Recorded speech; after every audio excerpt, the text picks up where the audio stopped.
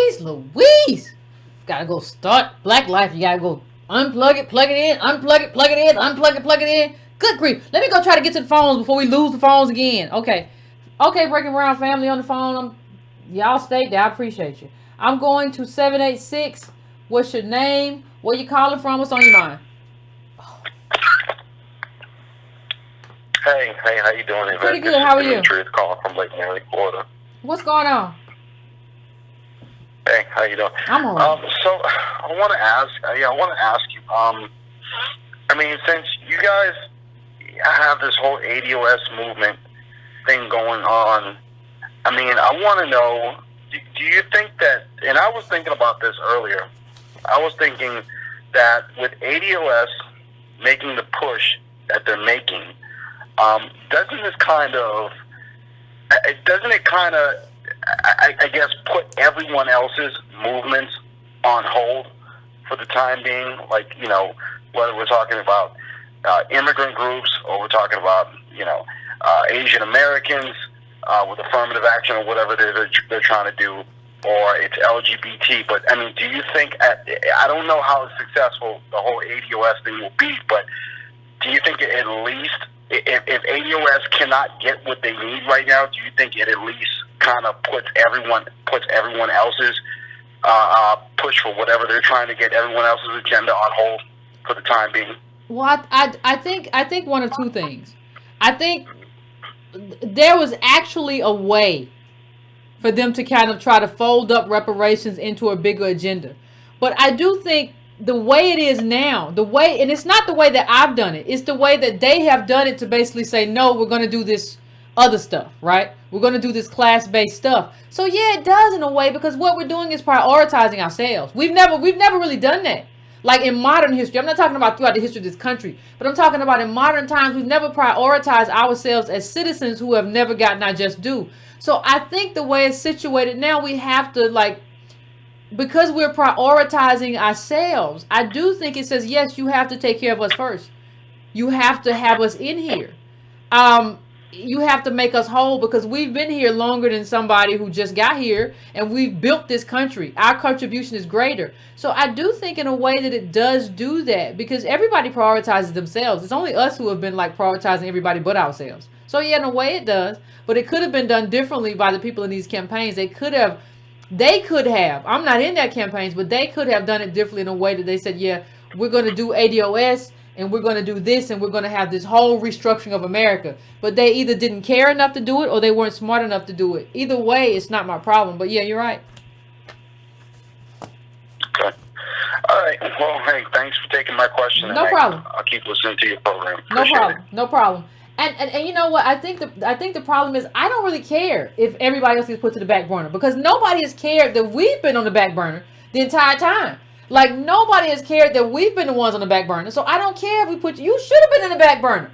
Like, in terms of priorities, the people that built the country, who have been oppressed for 400 years, Reconstruction didn't work, nobody fixed it.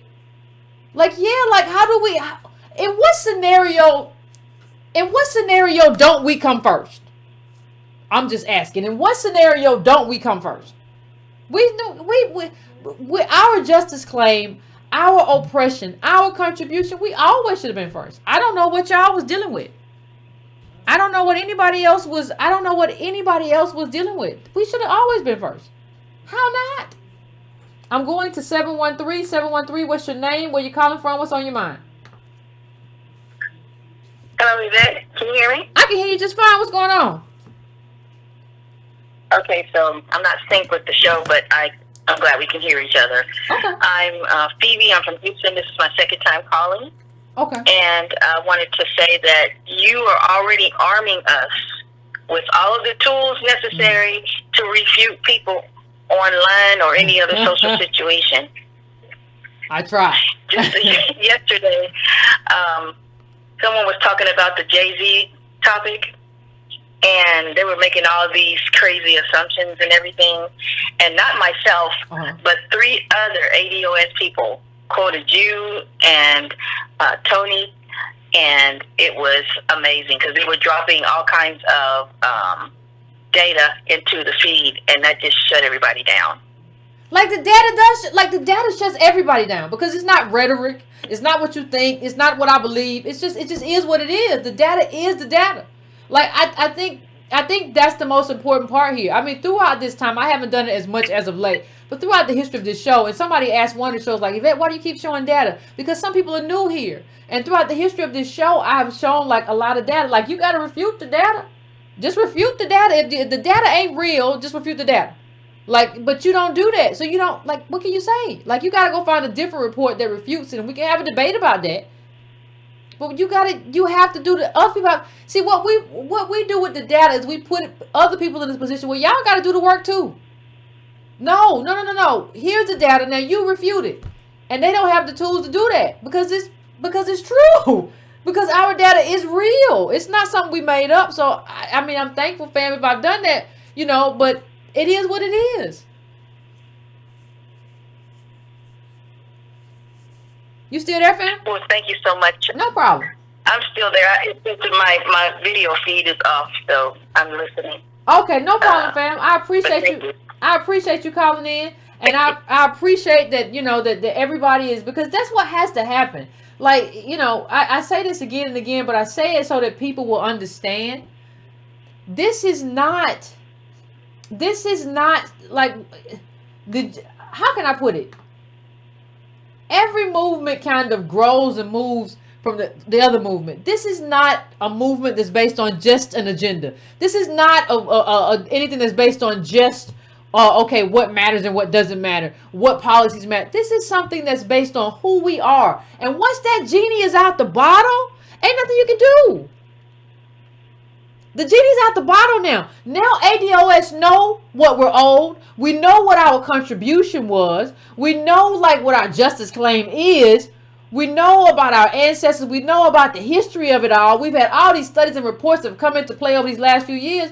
The genie's out of the bottle. Like, ain't nothing you can do to put it back in.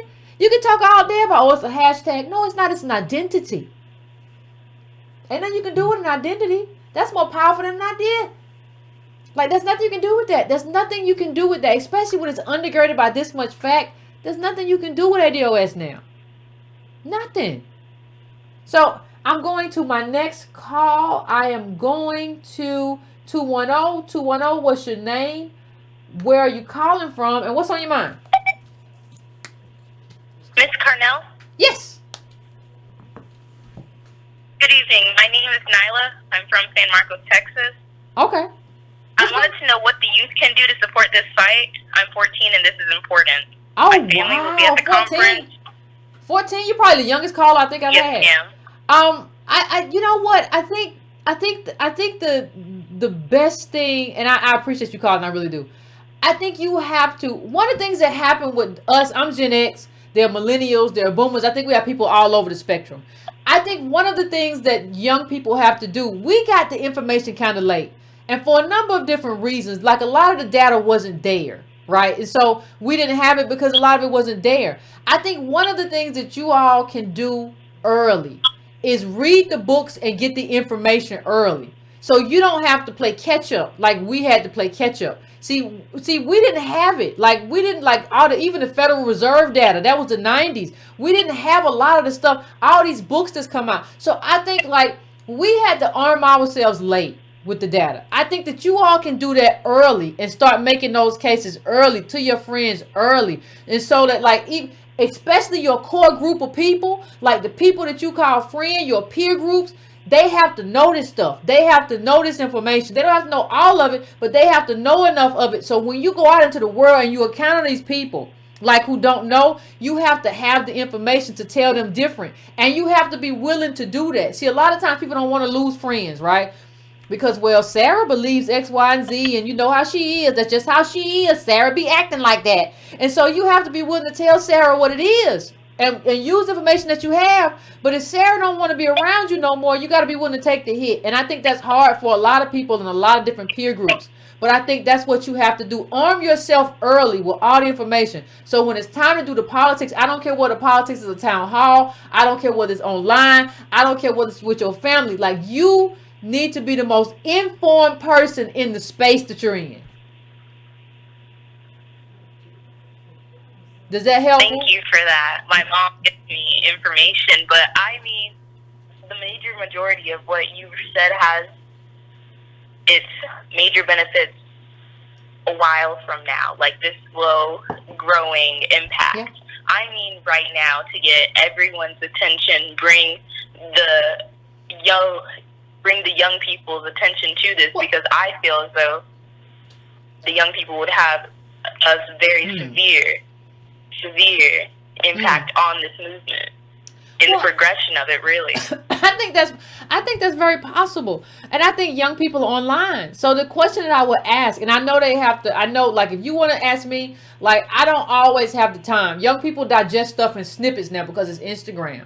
So, like, if you all have Instagram accounts of social media and you see the video, like, you know, post it. Or just break up the segment that was most important to you and put that in your group. Or put that in your Instagram. Maybe a 1-minute clip and share the link. Because y'all are into social media in a way that, like, my generation, we try, but we're not that good. We're not that good with Photoshop. We're not that good with Instagram. We try, but, like, you all are such social media creatures. Like, if you all could, like, if you could do that work in terms of, like, this snippet was most important to me, I'm going to put this on my page. I'm going to put this on my Instagram. And I'm going to put a link back to it. I'm going to talk about, like, to my friends, like, what's going on in my community. Like, right? And what the problem is. I'm going to advocate in my own personal group before I advocate out with all these other people, but I'm gonna know more. Like, the thing that happens, like, even when, you know, what I told you about, I take very seriously what I said about you have to be the most informed, because I think that's what happened with Antonio and I.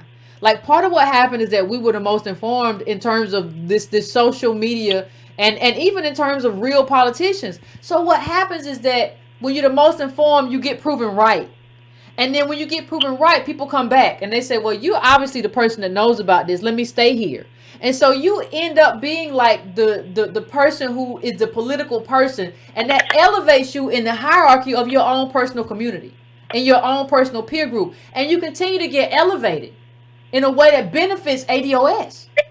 So I think doing that work and doing it on social media and your own communities and building your own spaces to kind of like weaponize this information, I think that's the most pivotal part of what you have to do.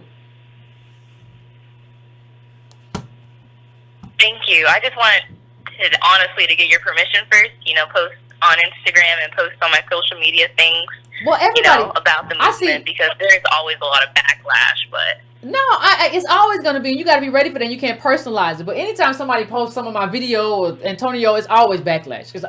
So you got to be ready for that. You got to be ready. Like, I tell people all the time, you got to be ready to lose people. Because, like, this is, I mean, people who you thought were your friends, and you can't personalize it. Like, and then some of these people come back around later. Like, then a lot of these people aren't gone for good. They come around later. But you have to, the reason I tell people not to just boldly jump into it, start becoming the most informed person and then go here and then go there, because the process is important. There's no way for me to say this. I talked about it a minute ago. Like, this has been an 8-year process for me. The process is important. So, and how you go about this process is important. I know a lot of times, especially when you're young, you want to jump right into it and do that, but do that in a very process oriented way. Get the books, read the books, put this stuff up, put a little stuff from the videos up, but make sure you've read the stuff so well, you know that you can combat it when they come at you, because they're going to come at you, you know, and you're young. And I understand, and there's a lot that goes into that in terms of peer groups, but just focus on building your knowledge base, building what you share, building how you defend and how you argue. All of that is a part of it. Once you get that down, you're good. Thank you. I'm looking forward to seeing you at the conference. Looking forward to seeing you too, fam. Looking forward to seeing you too. I'll see you there. You take care, all right? Thank you. No problem. Thank you. No problem. Enjoy high school. I go back to high school. I do stuff different. Anyway, but listen, we got the young people in here. We got the older people in here. We got everybody in here. Getting informed is what we do. Let me tell you, young caller, I appreciate you. I appreciate y'all. Man, listen, this is love. This is people trying to figure out how to help, what to do. We got the babies out there that's like, I want to know what to do. We got the older people. We had an older lady calling here last week. She's 74. She's going to be at the conference. We're building. And we're building based on who we are, based on a justice claim. That's what we're doing. And you got to take the price. If you don't listen, what I told that young caller was so important, because if you got to take the process. You got to do what you got to do, and you got to be fierce about it, but you got to be good with your stuff, or people will try to eat you up because nobody cares about us as a group. So that's why I said that to her, especially as a young person. I don't want you to get out there and take the arrows that Yvette takes so soon. Like, I want you to clamp down on what you know. Once you have the information, it's very easy to just like you. The information is like a shield. Pew, pew, pew, pew. Like the arrows just become pew. I don't touch me. So I want her to kind of get into it. That's what I want. So, I just, I appreciate that though. That was a very heartfelt call, and when I love hearing from young people, I love hearing from old, I love hearing from everybody, but especially young people who want to be politically active. You never know who she could be. Like, so, that's that. 305, I'm coming to you. 305, what's your name? What's on your mind? Where you calling from? What's going on? What's going on? It's Will from Miami. What's going on, Will? Oh, good. I have a few things to touch on. I want to start with saying, so we want to get somebody on, I guess, on a stage for the DNC. We know Marianne Williamson was huge on a few issues that really caters to black folks, but more specifically in terms of reparations, American descendants of slaves. And so currently, as of tonight, I checked her website, Mary Williamson 2020.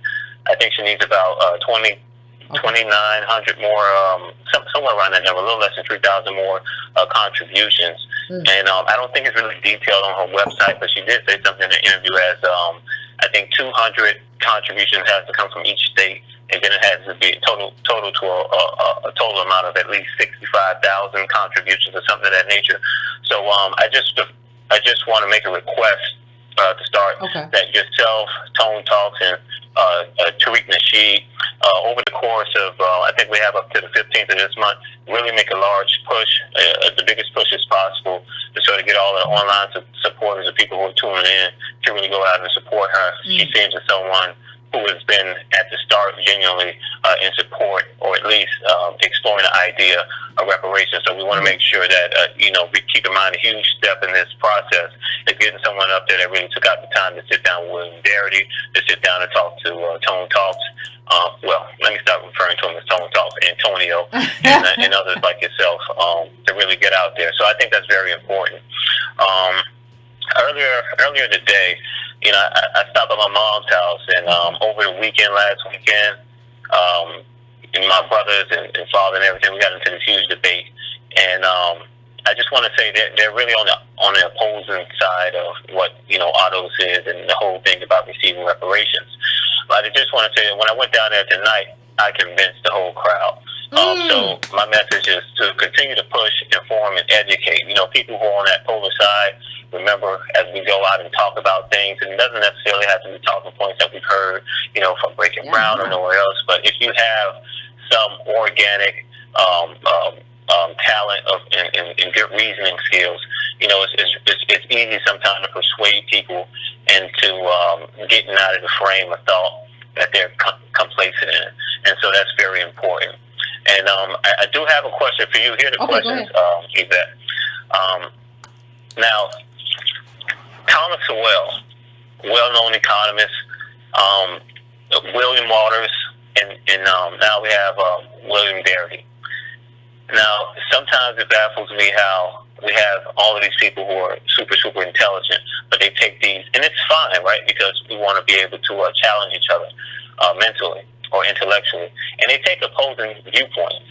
Recently, within the last month, Thomas Sowell was interviewed, and anyone that do not know of Thomas Sowell, he's a profound economist. Just look the guy up. He has very conservative views, but I think it's important to hold these people in terms of intellect, in the same regard as we do others. But he was interviewed and he was asked about reparations. He had two basic answers, and I want to know what your thoughts are on these two. The first was, he said, it's not going to happen. And the second was, because if it were to happen, it would polarize the entire country and blah, blah, blah, blah, blah, blah, blah. Now, my first response to this, my first thought was, wait a minute, I'm disappointed. I know when it comes to economics, it's enlarged. A lot of this stuff is driven by data, and to some extent, I just think that the response that he gave is so subjective that it's a direct insult in the face of anyone who has had some sort of expertise in statistics or dealing with economics, and I just felt like he stepped out of his expertise seat, and he just walked on the stage of being in his feelings, and gave those sort of answers. And my question to you is, could you give a breakdown? Would you be able to please give a breakdown on his sort of response? I don't know, I'm not aware if you've seen it, but based on what I said, and just take it as true for now, for the sake of conversation, please. Well, let me versus what let me start answering while you're still on the line. Let me just say something. He did step out of expertise and into ideology, and that is a problem for anybody who calls themselves an economist. If you're an economist, you have to behave as one. And you cannot take your personal ideology as a Republican into play. If it doesn't happen, let's say it doesn't happen, then we just get destroyed because the gasoline that America is running on is our failure and inherited wealth. So if it doesn't happen, we're finished. But we're finished. Like, I don't think people understand that. Like, white people living on their parents' and grandparents' money. Labor isn't making any money. We've destroyed labor in this country, and everybody's living on inherited wealth. And I don't think someone as old as Sowell now, he's out of touch, really understands that, or if he necessarily cares. But the other part I will say is this: the first question you asked is, like, he said, well, it's not going to happen. Well, like, that's very easy. I don't want to be mean, but it's very easy for someone who is old to say it's not going to happen, because they're not going to have to live this life. You've already lived it. So it's very easy for you to say that. And, when slaves were around and they were hanging people from trees and you had chains on you, I'm sure somebody said, I would like to be free. Right. And then somebody else said, well, it's never going to happen. You cannot live your life that way. Like, if that was the case, we would still be slaves. Like, well, they never going to happen. You might as well just sit down and go work the field. It ain't never going to happen. That's not how change happens. Our families have to have inheritance. And the reason we don't have inheritance is because of slavery and all of the accrued oppression and disadvantage stemming from slavery, from Reconstruction, Jim Crow, redlining, everything that we talk about, convict leasing, all of that. That is, like, it's very basic. It's funny that Sowell doesn't get it, because I got white people understand. And you can't talk about me and say, well, it's going to polarize America. What you're really saying when you say it's going to polarize America, you're saying it's going to get racist white people angry. And that's never a reason for us not to do something. You know what I mean? Like, it was always like, Bull Connor, when you tried to march, Martin Luther King and everybody got beat up and bloodied. Like, it's always going to be polarizing.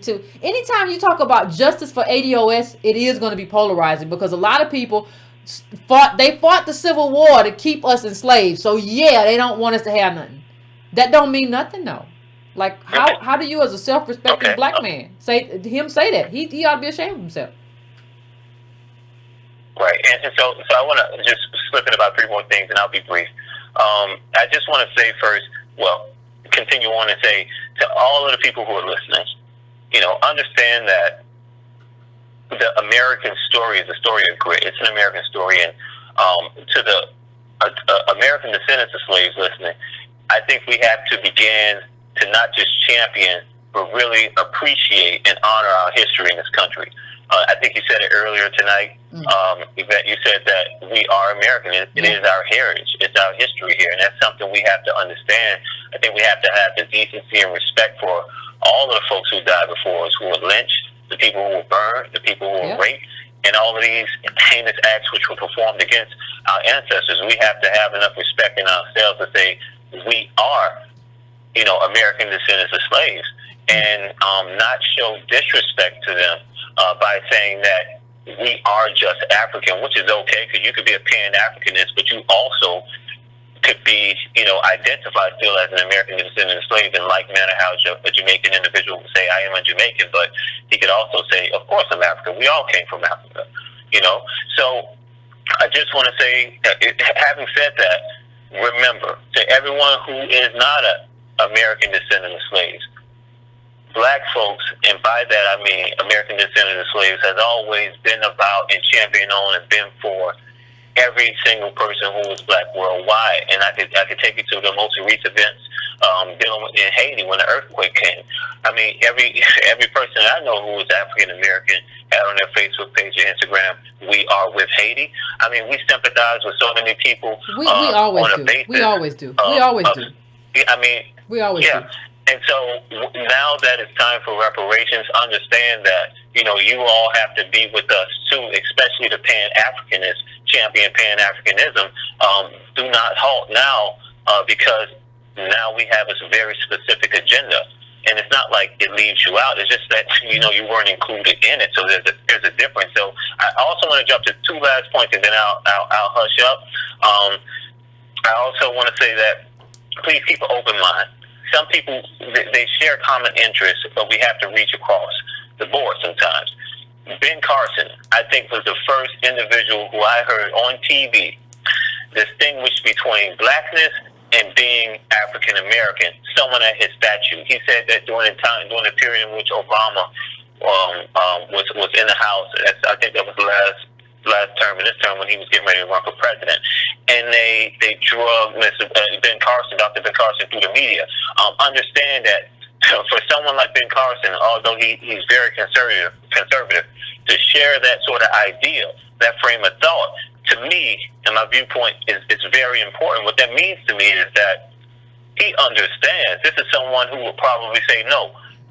In the face of someone who is in opposition to this ALS movement, he may say no. You got to understand, being black is one thing. Obama is the first black president, but he's not the first African American president. That's very important. And last, I just want to bring up being on code.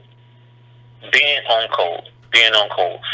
This is a matter where there are two parties: American descendants of slaves and the United States government. Just remember that. Okay. And I gotta get to some other callers, but I appreciate you, and I want to thank you for calling in. I appreciate you, bro.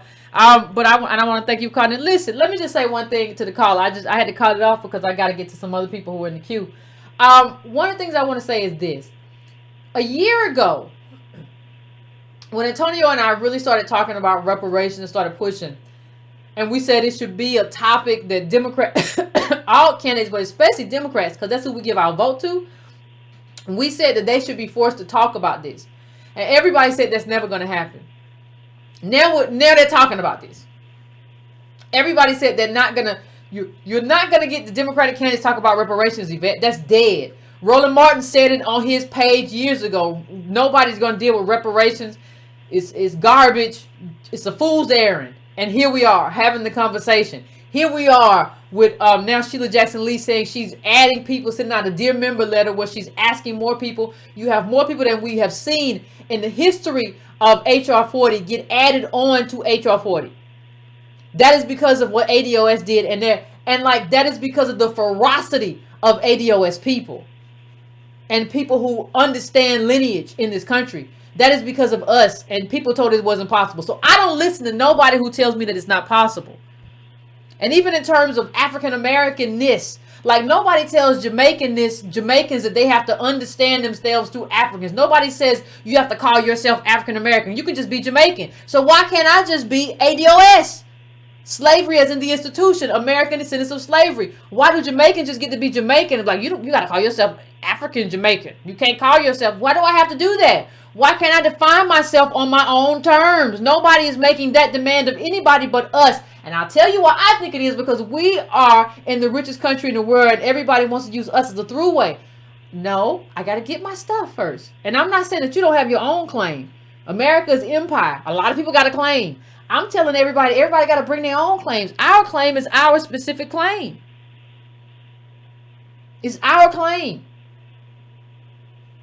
It's our deserve. It's what we deserve. So I'm going now to 646. 646. What is your name? What's on your mind and where you calling from? Hi, Yvette. My name is Miguel. I'm calling from New Jersey. What's going on? Hello. Hey, what's going on, Yvette? Hey, I just this is my second time calling this show. I called about 6 months ago, but I listen to you every Monday and Wednesday when you have the show on. Good, thank you. I just wanted to give a little perspective. You know, there's a little pushback towards the 80 family, and a lot of it, I think, harkens back to a show that you had on about a month or so. I forget the gentleman's name. Was an Indian, I think, owner of a newspaper or some sort of a publication. I guess platform. Okay. And you had a caller that called in from Trinidad. I remember that. And he said something very. Do you remember that? I think I remember that. Yeah. Right. And he called in and he spoke. He said something very interesting. He talked about one of the reasons why Indian people have been allowed to come in this country is because they subscribe to a caste system. And I thought that was a very unique take because when you really look at it, when you talk about, the places like Nigeria, where they have their own caste system, and we're mentioning India, and what I've realized is that a lot of places, a lot of countries, they subscribe to that type of theory. And I think that's part of one of the reasons why there's so much pushback towards ADOS people identifying themselves. We are now putting a label on ourselves when we've watched people come into this country, since 1965 and beyond, and still wear their culture, their heritage with pride. And many black people, whether they're from the Caribbean or from Africa, when they come here, they do wear that culture and that pride. Yeah. And whether passively or aggressively, they use it to distinguish themselves from normal African Americans. They do. And so you're finding a lot of pushback to this ADOS movement, and I'm arguing with people on YouTube and clapping at them, especially about that washed up rapper out there in Brooklyn. I ain't gonna give him no compliment on his name. He's still talking. God, calm down. I had to get on him, but basically my point is, and one of the things I keep driving home on these different YouTube channels is that we're not against immigrants. We're just speaking specifically for our own people this time around. We've always caped for other groups of people because we know what it's like to be discriminated against. We know what it's like to be exploited. We don't want that or wish that upon anyone. But we're trying to do something for ourselves this time because you know what? White women benefited from affirmative action. Other groups benefited from affirmative action. It wasn't meant for them. It was not meant for them. It doesn't mean that we don't, like you say, always say, you have a claim. And I'm going to give you a very important point. I'm 50 years old. About 30 years ago, shortly after I was out of college, I wanted to start my own newsstand. And I'm originally from New York, and I worked in New York. And I could not, I didn't have the 10 grand to start my own newsstand. And I said, well, you know what, man, get out there and do like the Africans do. Sell, get some merchandise and sell on the street. And I said, let me go get a vendor's license. Well, guess what? Okay. I couldn't get a vendor's license. You want to know why? Why? Because it was designated only for immigrants, not for citizens. So I don't want to hear you talk about, that's a set aside. What are the immigrants gonna think? Like the caller just called in about that, saying that economist saying, it ain't gonna happen. Like you said, Yvette, a year or two ago, nobody was talking about reparations. Nada. Nope. No one. Nope. Now people talking about, you know why?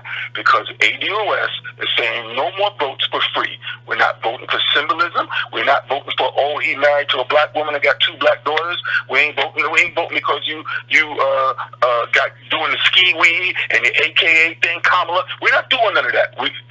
You're going to take on a black agenda or you're not getting our vote. Period. Yeah. And so I thank you. I thank Antonio Moore for providing data. Because let me tell you, I work in the IT field. Whenever I have to troubleshoot a problem, and I got people come with all kinds of theories, all I got to do is show them the data output, and it shuts it all down. So you understand. And thank you, Antonio. He's probably listening, but thank you both. And Godspeed, and I will continue to contribute to your show. Thank you. I appreciate it. Yeah, he probably is. He probably gonna text me a hat tip at some point. Hat tip. Tell him thoughts. Yeah, I think that is important. I think we realize that like everybody comes in through us and gets an entryway through us through the kind of people of color door, and we're still at the bottom.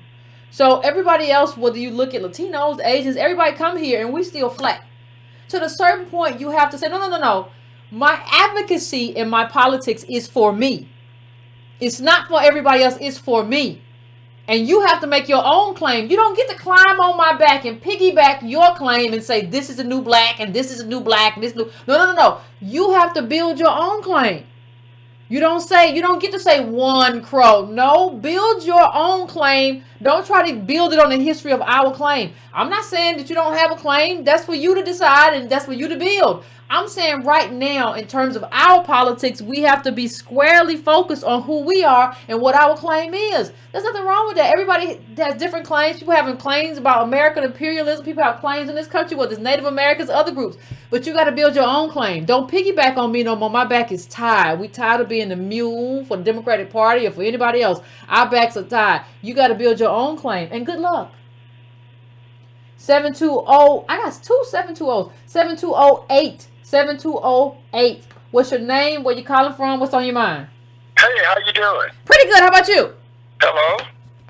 I'm doing pretty good. How you doing? Real good. This is Joseph from Aurora, Colorado. What's going on? Oh, just loving the classes. I have been hanging out, taking your classes for a few years now. Oh. And anyway, I've got a few lawsuits going based on the color of law, and it's just been exciting. I mean, I'm trying to speak because I got in, and I'm very happy to have gotten in because it's almost like, well, you're like a rock star to us. I'm not, fam. I ain't nobody's rock star. No, I'm not. It's just fun to get in, but I'm the person who worked the lights, man. I know that. The problem that the people are having with us is they know we are the Americans. That's it. There would not be an America without us, and we are the only ones who have saved it every time it needed to be saved, and we're the only ones who have never betrayed the country.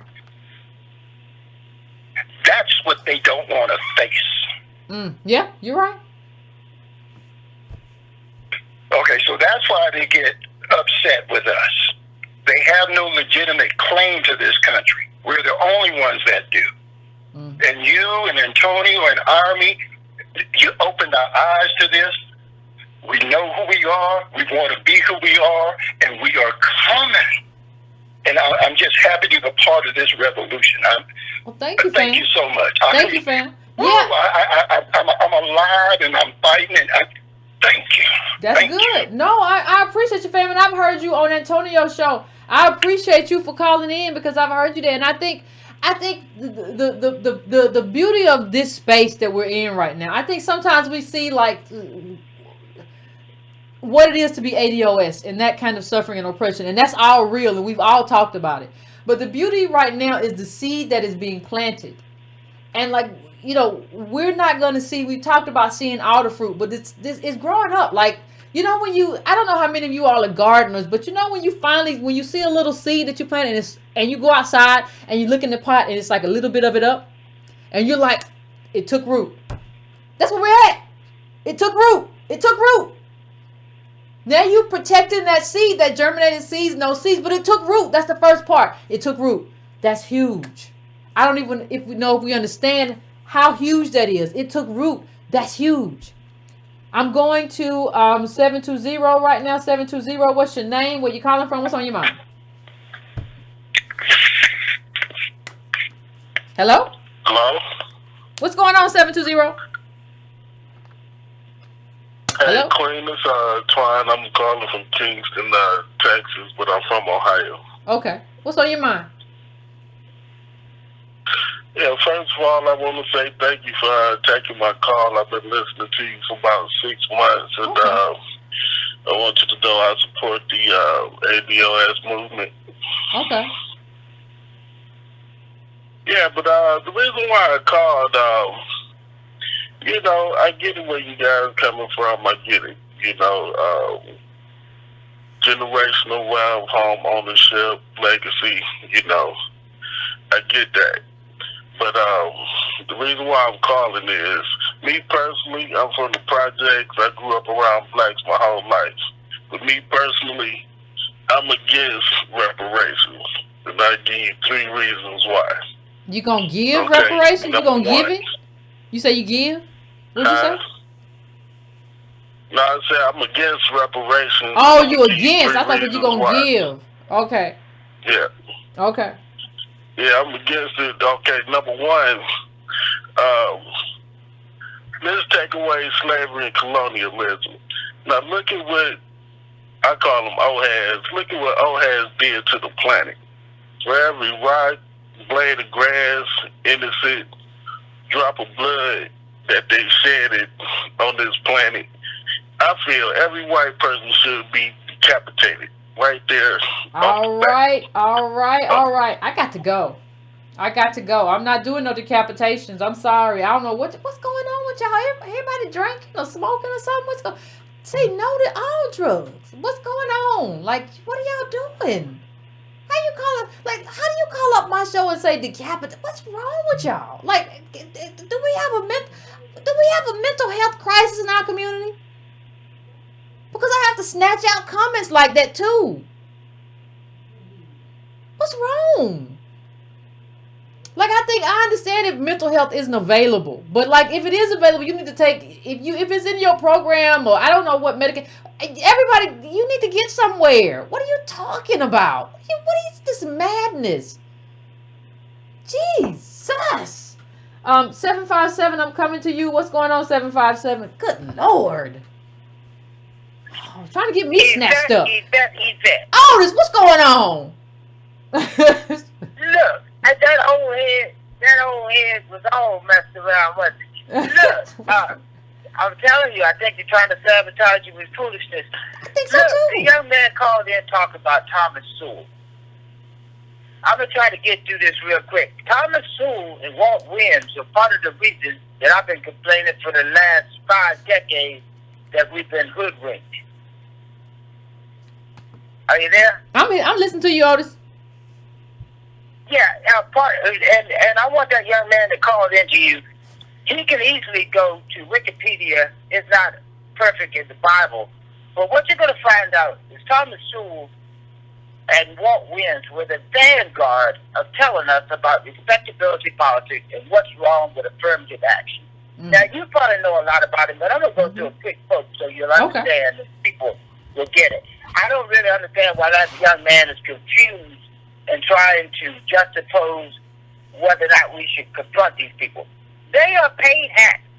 Number one, you can associate them with George Mason University. If you want to do some research on them, you'll find out they are one of the first universities that the Koch brothers used to infiltrate the college. Ooh. Now, part of the reason they did that is something I talked about often on your show, the Powell Memo.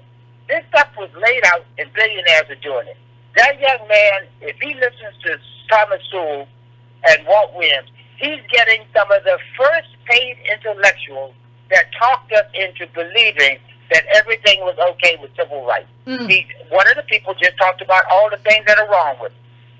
So, and then you got to look at something else. What Thomas Sowell did, he originally went to Columbia University because he wanted to study under a guy named George Stigl. Stigl, Stigl. He was a world-class economist out of the University of Chicago. Guess what? University of Chicago is loosely associated with what Tone did with his documentary, Crack in the Freeway. Because they are economic majors and economists that believe in the Friedman doctrine. Shock and awe, they are the ones that destroy South America. Part of the reason that you get these people at the southern border. All of this has been going on my entire adult life. Sewell followed this guy there because when he left Columbia, when he went to Columbia to study under this guy won the Nobel laureate prize and moved to Chicago. He left Columbia and went there. So that tells you right then that this is the guy he's wishing. But this is what Sewell, one of his seminal studies, all backed by the Heritage Foundation, all right-wing think tanks. This is what a quote from him on affirmative action. Okay. One of the few policies that can be said to harm virtually every group in a different way. Obviously, whites and Asians lose out when you have preferential admission for black students or Hispanic students. But black and Hispanics lose out because they typically happen to students who have all the credentials to succeed in college or admitted to colleges where the standards are so much higher, they fail.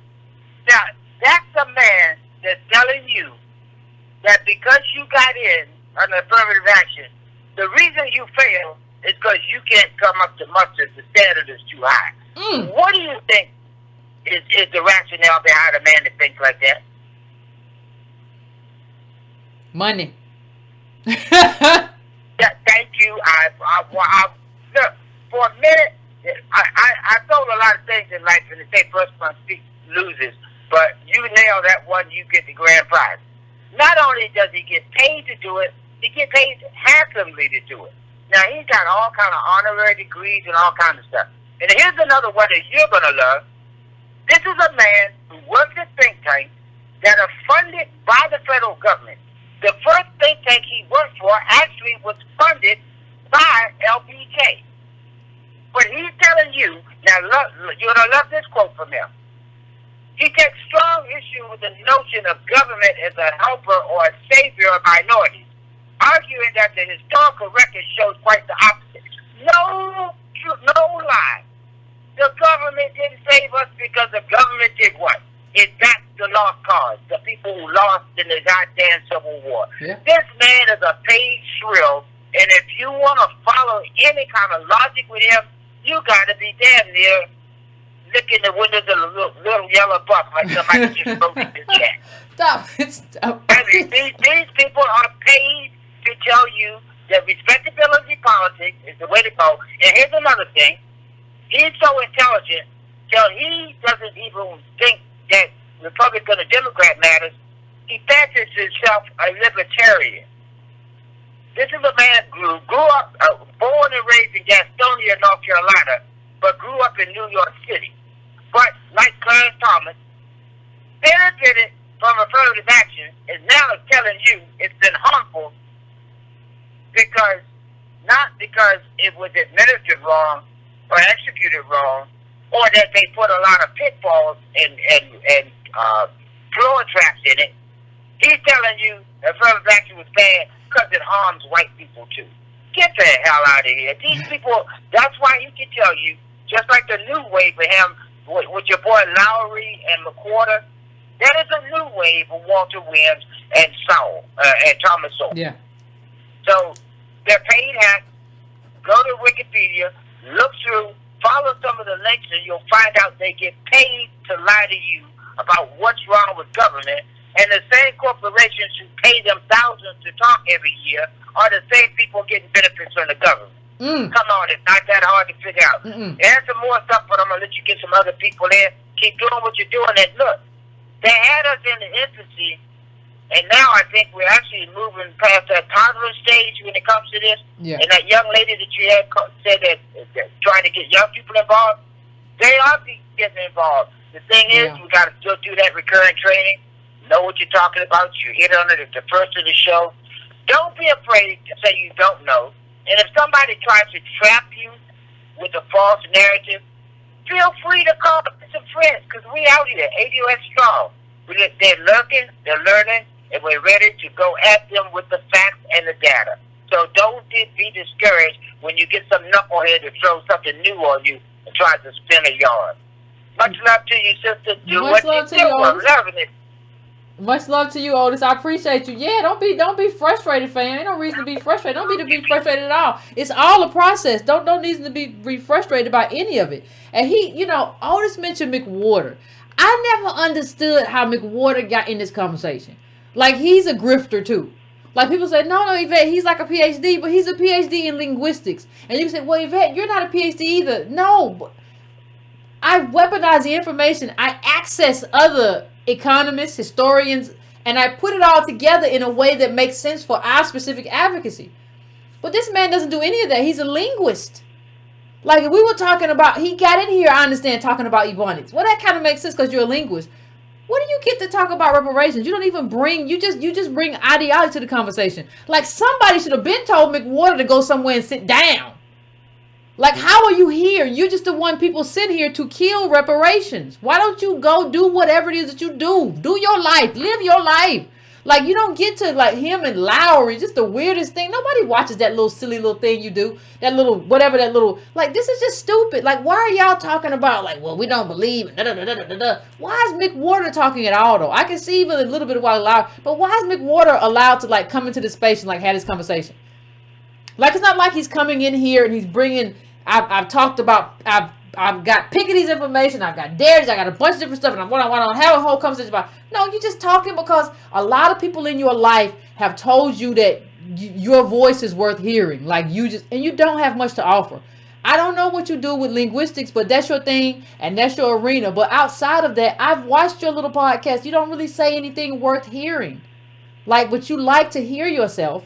And, like, there are a lot of patrons who like to push you out there to talk. But you should really stop talking. And you should really stop debating. And you should really, the thing he put up at Reason.com, America's never been less racist. If I lived your life, I might think that too. You have not accessed the ADOS community in quite some time. Step it and fetch it. I'm going to, probably the last call for today. I'm going to 407. 407, what's your name? Where you calling from? What's on your mind? Please don't be crazy. Hi, Yvette. Hello? I'm here. Go ahead. Yes, this is Brian calling out of Orlando. What's going on? What's on your mind? Oh, yes, I just wanted to add a comment about what's going on with immigration in this country as far as ADOS is concerned. Okay. Yeah, I just kind of feel like that, as the other caller had said about us as black citizens not being able to get loans, whereas they're able to come in and get loans and put up stores in our communities. And I feel like that they dilute the minorities, as they would say in this country, as far as ADOS is concerned. So, I mean, because we've been the commonwealth of this country ever since the slaves were freed. But unfortunately, we were terrorized by white America, and even after the civil rights movement, we still was the commonwealth of this country, even though we never got treated as such. And so I just kind of like wanted to. I agree with you, caller. I appreciate you calling. It's about time for me to end this show, though. I'm making my stomach hurt. It's about time to end this show, though, so I'm going to have to let you go, caller. But I appreciate it. We have always been the wealth of this country, and I appreciate it. Fam! I appreciate y'all sticking with me through the internet problems. I swear, it's always something. So I appreciate it, fam. Please, please, please. If we didn't get to the call, we got a whole nother. This is not the end of the week, fam. We got a whole nother show. So if I didn't get to your call, I apologize. We will get to it next time. Remember, when affirmative action was white, that is going to be our May 23rd book read. Please do not forget to pick up the book or get it from a friend or go to your local library. A lot of local libraries had this book. So please do not forget to do that. Please like this video. If you have not liked the video, I don't even know what this came up as a separate video, because sometimes if you start them differently, it'll come up as a separate video. So I don't know if it came up as a separate video or a different video, but whatever you're watching, please like it. Okay. Please share it. If you want to donate, you can go to donatebrown.com. You can go to patreon.com/YCarnell. You can do that as well. You can do all of that good stuff. The newsletter is $2 a month. You want to do that, but please just make sure you can go subscribe to brown.com. That's free. I just have your email address just in case something goes down here, because people talk about wild stuff when they call in. So that I will have your email address, liking, hitting that bell. Hit that bell so you know when I come on. All of that stuff is totally free, and it means a lot to me if you like, hit the bell, and all that stuff. No cost to you. Oh, I sent out another batch of t-shirts this morning. Post office be crowded in black neighborhoods, boy. But anyway, I did that this morning, so some of you should have received a message this morning. Some of you will receive it tomorrow, because I set some of them to go tomorrow, because I wasn't sure whether I was going to go to the post office today, whatever. But some of you will receive those messages, or should have received those messages. And be careful if you bought a shirt or buying a shirt at adosmerch.com. Please be careful, because some of you put in the wrong address when it like I don't know what you call it, when you like put in a few and it starts to like auto complete. Some of y'all don't do that auto complete right. So and I've got a few messages. I'm gonna send the shirts back out to you when I get them back. I haven't gotten them back yet when they get returned to sender. But some of you all are messing up the auto correct. Just want to let you know that. No problem. I'll fix it. But I'm just saying, everybody be careful. And you know, the shirts, I sent some out Saturday, and I sent some Friday, and I sent some out today. Just so you know, they coming. I ain't forgot about it. I ain't just got involved. Yvette done got involved in this stuff. She done forgot all about these shirts she owe us. No, I haven't. Appreciate the donation. It was really what it is. Ain't black business donation. So fam, please finish your libations, get to bed, get some rest. And until next time.